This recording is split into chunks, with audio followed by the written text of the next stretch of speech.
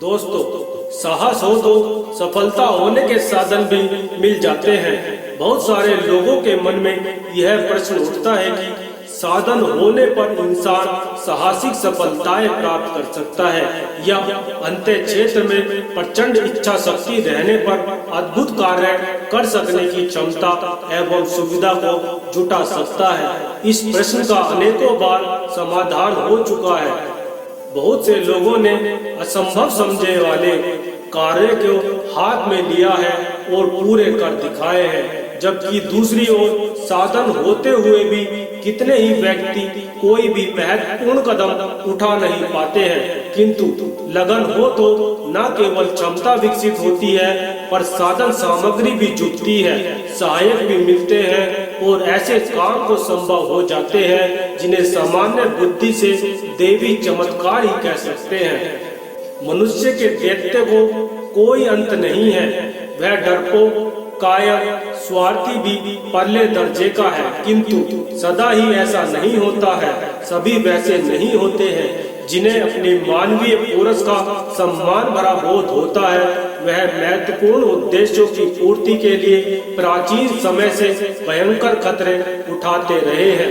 डरते सहमते किसी प्रलोभन या भय के कारण नहीं, स्वेच्छा पूर्वक ऐसे दुस्साहसों का चुनाव करते रहे हैं जिनमें लोकहित के साथ साथ उन्हें प्रखर पुरुषार्थ दिखाने का अवसर भी मिल सके।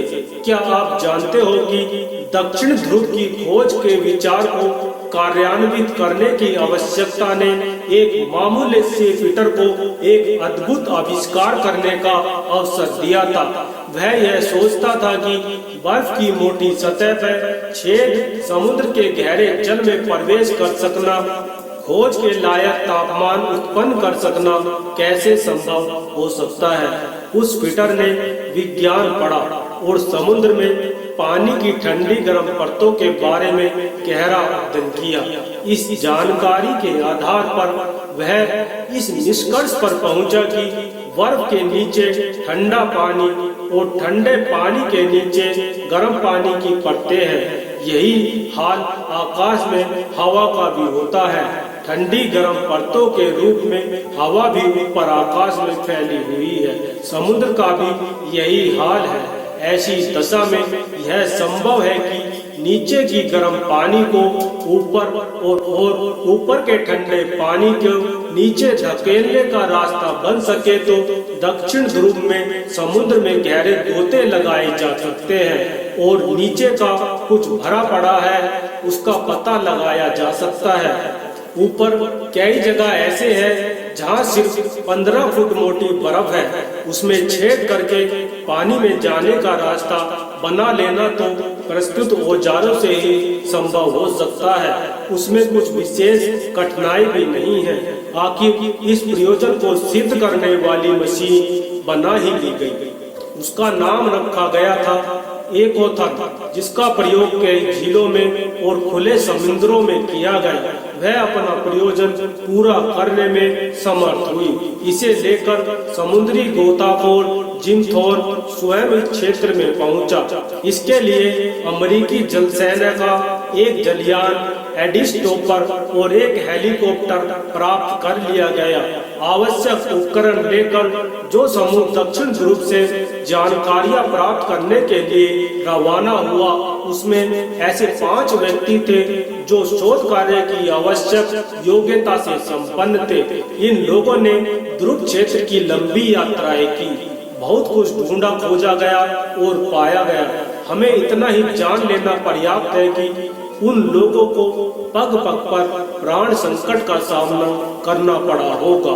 इन्हीं में से एक कार्य सील मछली पर सवारी करना भी शामिल था।